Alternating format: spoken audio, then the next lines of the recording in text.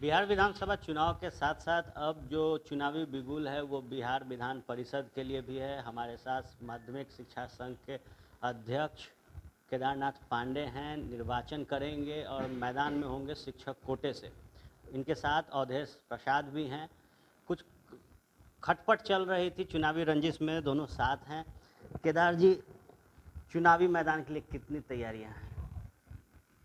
देखिए, बिहार विधान परिषद में मैं सारण शिक्षक निर्वाचन क्षेत्र से 18 वर्षों से प्रतिनिधित्व कर रहा हूं और ये चौथी बार मैं 1 अक्टूबर 2020 को नामांकन करने जा रहा हूं। तो चुनावी मैदान में जो उतरता है उसके सामने चुनौतियां तो होती ही हैं, लेकिन पिछले 18 वर्षों में और बिहार माध्यमिक शिक्षक संघ के महासचिव और अध्यक्ष के रूप में हमने लगातार 50 वर्षों से जो काम किया है उसमें शिक्षा और शिक्षकों की स्थिति को सुधारने में काफ़ी कामयाबी हमें हासिल हुई है। फिर भी मनुष्य कभी भी संतुष्ट नहीं होता। अभी हमारे सामने चुनौतियां हैं। नए शिक्षकों की कई समस्याएं हैं जिनका समाधान अभी करना बाकी है। हालांकि बहुतेरी समस्याओं का समाधान हम लोगों ने किया है और उसी उद्देश्य से मैं चौथी बार सारण शिक्षक निर्वाचन क्षेत्र में उम्मीदवार होने जा रहा हूँ। 14 वर्षों से हम नियोजन में हैं और नियोजन की जो स्थिति बनी हुई थी, तो कुछ शिक्षक साथियों की जो अपेक्षाएं थी कि हमारी लड़ाई अपने ढंग से लड़ी जाए, लेकिन जो वर्तमान में परिस्थिति बनी है उस परिस्थिति को देखते हुए जो शिक्षकों की लड़ाई है वो हमें और हमारे समर्थकों को लगा कि सर के सानिध्य में और सर के निर्देश में ही उसको मजबूती से लड़ा जा सकता है। इसके बाद हम सभी साथी बैठकर यह निर्णय किए कि हम सभी साथियों को सर का समर्थन करना चाहिए। सर हमारे अभिभावक हैं, हमारे राज्याध्यक्ष भी हैं माध्यमिक शिक्षक संघ की। माध्यमिक शिक्षक संघ ने बड़ी लड़ाइयाँ लड़ी है शिक्षकों के लिए, और विशेषकर नियोजित शिक्षकों की जो लड़ाई चल रही है या लड़ी जा रही है, और जिस मुकाम तक हम आज 14 वर्षों में पहुँचे हैं, इस लड़ाई को आगे ले जाने के लिए सर का विधान परिषद में रहना अति आवश्यक है। इन्हीं कारणों से हम सभी शिक्षक साथियों ने निर्णय लिया है कि हमारा समर्थन सर के साथ रहेगा। हम सर के साथ अपनी तन मन धन और जो भी हमारे पास है उसको लगाकर हम इस विधान परिषद के चुनाव में सर के साथ रहेंगे।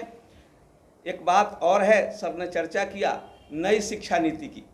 तो नई शिक्षा नीति जब आई है तो निश्चित है कि नई चुनौती सामने आएगी।